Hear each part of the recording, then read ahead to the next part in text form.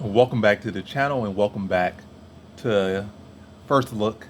So I'm just making all these names up for the same exact series. So this is Before I Go Wrong, but I'm just gonna call this First Look for now. I guess for this video. But this probably not gonna be the title, but anyway, Before I Go Wrong, or pre-cap, just looking at UFC Fight Night Vera versus Cruz. So let's run through it. So first fight, Lispy versus Capoeira. How I feel about this one right here is I've already said the prediction for this one. The prediction's already out there. It was for last week, but this got shifted this week. I just feel like Lispy is the more rounded fighter. Capoeira, she's improved, got some power, but not very technical. Just, she know who she is, and just accepting who she is, and just going to the slight little bit of improvement in head movement, and just forward pressure, tank, and no damage. That's what she do. But I feel like Lispy is the more well-rounded fighter on the ground, more technical fighter on the feet.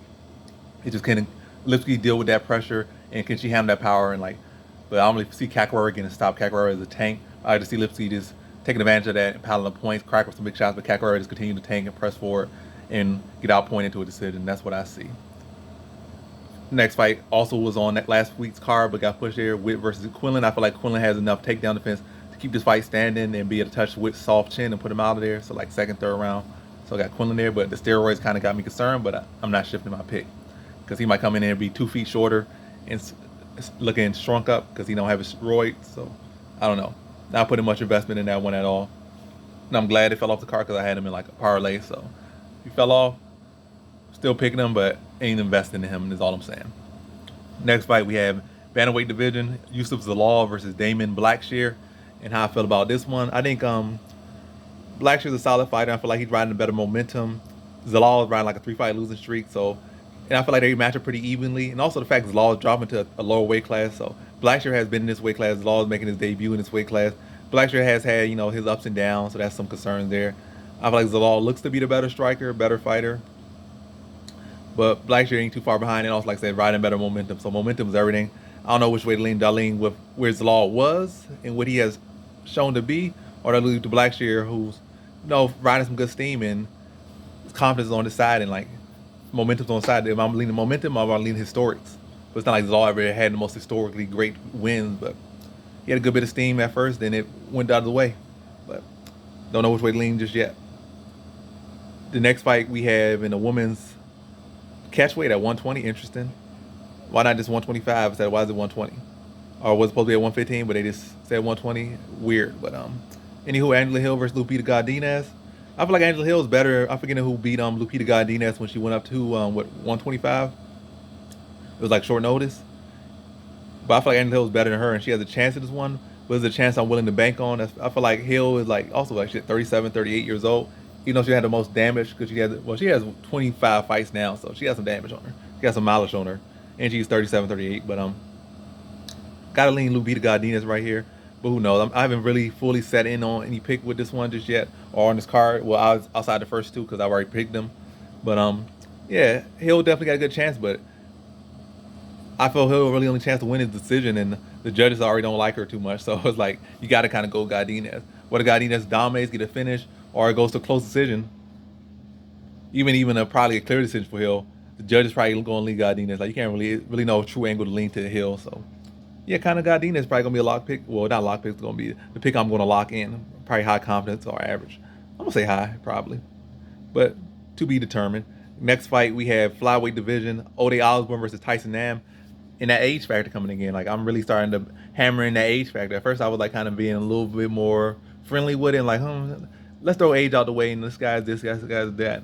But age is really becoming a factor where it's like it's not TRT era. Like you're 38, like your chances of winning are very low. And I think Nam is like I said, Ty is like 37, 38. So that's a big lean against him. Osborne riding better momentum. Nam's not really on good momentum. Still looking pretty sharp, but I feel like Osborne is faster, more powerful. I feel like Nam's definitely more experienced, more technical.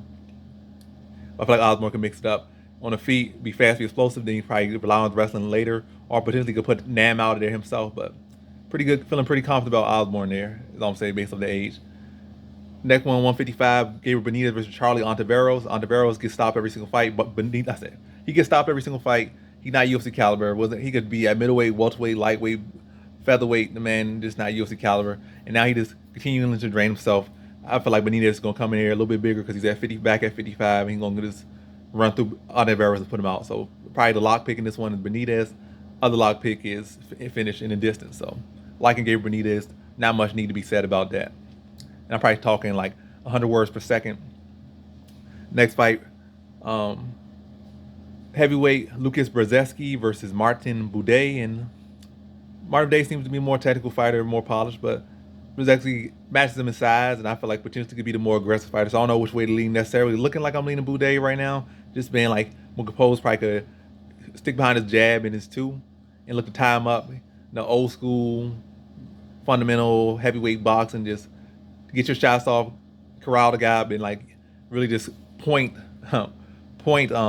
camp, I guess, and just look to wear Brzezinski down. Or, but no, heavyweight Brzezinski at least potentially get aggressive out there, catch with Buday with something, and just really push the pace on him, and don't allow Buday to fight that safe, slow, controlled style on him.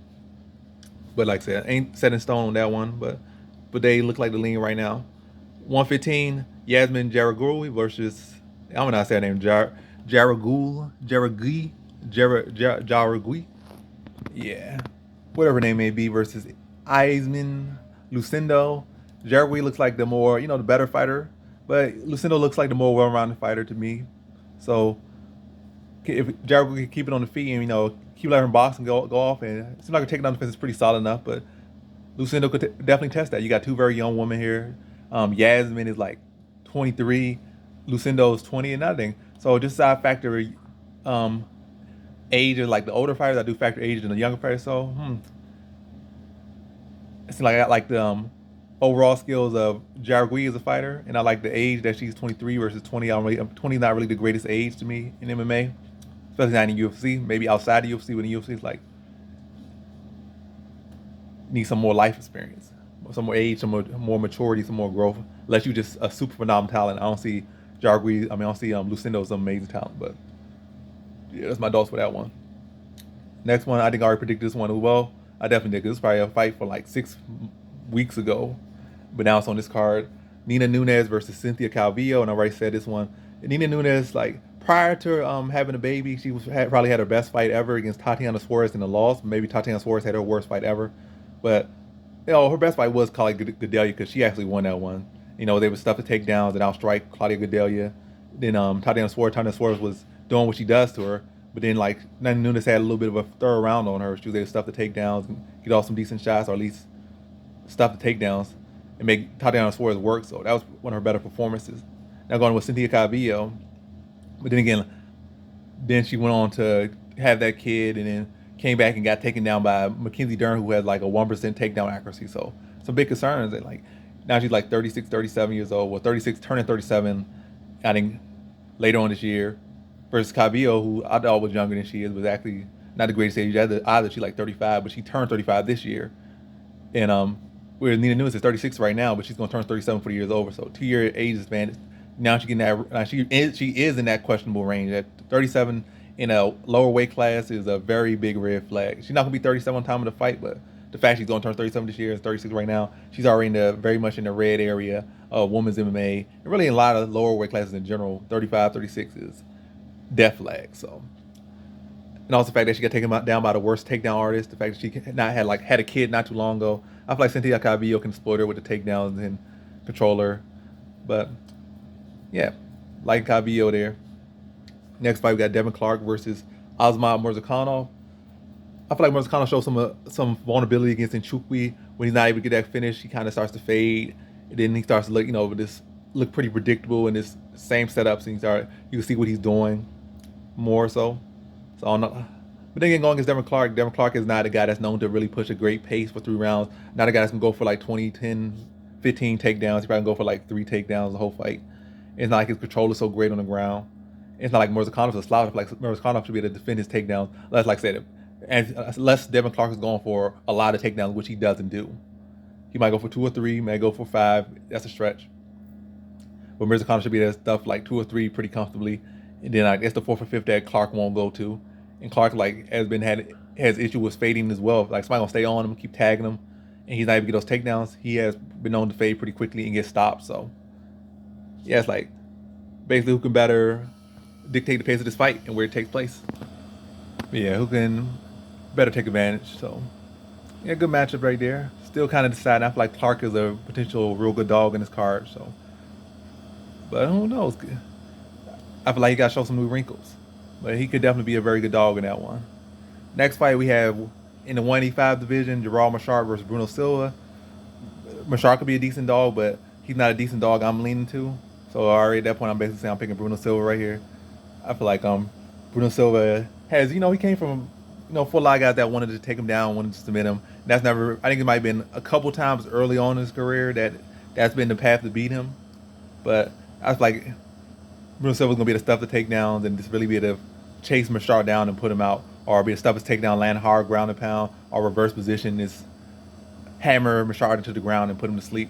So just really looking at liking Bruno Silva a lot in this one. But Machart, like I said, decent dog if he can get it going. But it's not like Machart's this trustworthy stud or anything. He has had his moment. Like he did have his best moment up until his momentum got stopped recently. But yeah, Bruno Silva got too much power and is very much a stud. And I think he got a black belt as well. So wrestling defense can be a little bit questionable. Grappling can be a little questionable, but definitely nothing to be questioned too greatly. I feel like, yeah, it's where it is needs to be to beat Machart. Is all I'm saying. It's where it needs to be to beat Machart and put Machart away. And I guess if you're gonna go, you can kind of on the fence. I feel like in the distance is the best bet. The next fight we have co-main event featherweight division. David Onama versus Nate Landwehr. And I feel like Landwehr is probably one of the better dogs on the card. It's not like odds-wise right now. It's not looking like he's one of the better dogs on the card. But the fact that Onama struggled with he didn't struggle too much, but it wasn't like a quick run through like it should have been against a guy he had already beat in the amateurs. I think a bantamweight, smaller guy he already beat should have looked way more clean than it did, but it didn't look all that clean. And yes, it was short nose. Yes, it was this. Yes, it was that. But should look way more clean beating a bantamweight. Should have ran through him out. Should have knocked him out first round, or should have suplexed that man and tapping and pounding on him, tapping out. It shouldn't have been that much contention. The Landwehr got that win over Ladovi Klein, which is aging pretty well. So yeah, I don't know. It's like if Landwehr could potentially stay on him, and I feel like he could. I definitely think he's the better wrestler in that one. Could stay on him, keep him working, and keep him having to defend or keep him on the back foot. Then look to when he responds, look to take him to the mat and just make him work in all positions. He could potentially get a stoppage or potentially get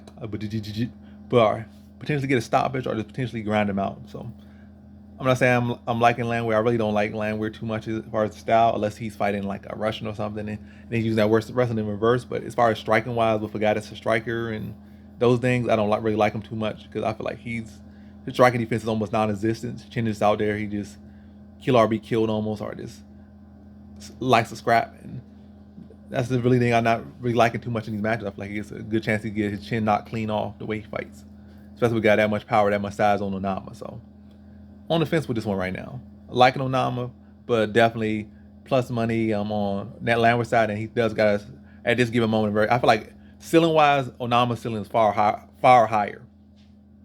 But at this given moment, Landwehr has very good chance to beat Onama at this point. Very good chance stylistically, probably one of the better styles that will match up with Onama, especially if he does have the edge in wrestling to the degree I think he does. I'm not saying he has a huge wrestling degree, but definitely enough to exploit, I feel, over Onama. And also experience advantage against, higher level competition that he can exploit over Onama. But yeah, that's what I'm at with that one.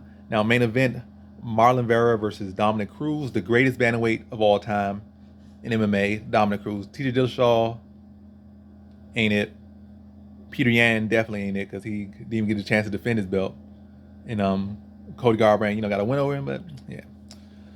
Then Sudo beat him, but he more so just took the belt, never really did anything with it. So Cruz got the most defenses, the best resume at bantamweight of all time, best bantamweight easily.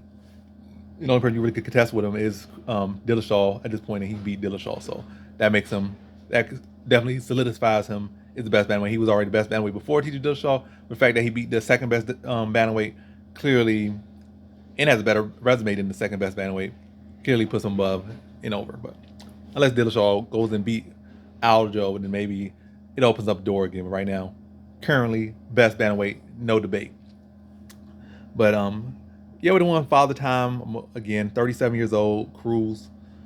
Lot of knee injuries going out there in a 5-round fight. A 3-round fight, he has a very good chance. 5-round fight, I'm not too sure. Um, Marlon Vera is historically a slow starter. Cruz could, mix in the takedowns early, put up the volume early, while Marlon Vera is trying to adjust the style. Like in a 3-round fight, get that first round out, or maybe second round. Then as Vera's turning up in third round, you just be able to survive the third round. Maybe try to just hold on to him, try to stall the plot. Use your movement, throw your feints out there, and just really look just to drain the clock out in the third round, and Cruz can win like that.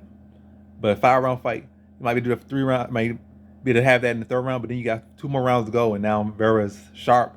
He's keep coming, like he just keeps the pressure coming, keeps the heat coming, and then chew up the legs. And now you just gotta. Another thing, he was the one who, O'Malley got brittle legs, but brittle gingerbread man legs, but he still got some powerful kicks, very powerful calf kicks. So that's another dangerous thing for Cruz out there, especially in 5 rounds. I feel like early on he could catch them and take some damage from them, but not worry too much, because then he could just rest him a little bit with the takedowns for some time. But over 5 rounds, that's a lot of time getting that leg chewed up, getting that body chewed up. I just think Vera stops him within distance at this point. But very much one that's out of for pretty much everyone else at 37. I'm really easy, almost locking against them. Well, not locking, but picking against them. But Cruz, given the fact that he was the man that came off with 3-year layoff with knee injuries, ring rust, to beat TJ Dillashaw at his best, and just dismiss that whole ring rust talk, and the fact that he's always in shape. He's such a high fight IQ fighter, always studying, always this, always that. It makes it harder to pick. And also the fact that Marlon Vera not too long ago was struggling against an old Frankie Edgar. So it definitely needs a lot of opportunities to pick against him. Well, pick Cruz in this one. Is a dog, but 5 times undefeated. And Vera, probably come off one of the better performances of his career, and I feel like it's his time. So it's is it his time, or can Cruz do enough and use that experience to eke out another victory? But I really only think I see Cruz doing his decision in this one. If he does win, I feel like Vera can win a decision or win a stoppage. And like I said, given the age and given the type of fighter Vera is, and given Cruz's length of injuries, I feel like this is one that's probably going in stoppage within the distance for Vera. But still link locked in. Yeah, these are my pre-picks or my pre-analysis before I actually make my set-in picks and my quick picks and all that stuff. But that's the video. Tell me how you feel about this card and these picks, and which really what dogs are sticking out to y'all. What dogs are sticking out to y'all on this card right now? Because right now, Landwehr kind of sticking out to me. Cruz a little bit. Landwehr bigly, definitely stepping out. Devin Clark stacking out a little. I said stepping out, stacking out. Standing out is Landwehr, Cruz, and Clark. Clark, I'm not really leaning to. Really, the only one that's really kind of truly sticking out to me is Landwehr. Landwehr's the one that's sticking out the most to me. But who are the dogs on this card that are sticking out most to y'all? Let me know in the comment section below. And that's the video. Peace.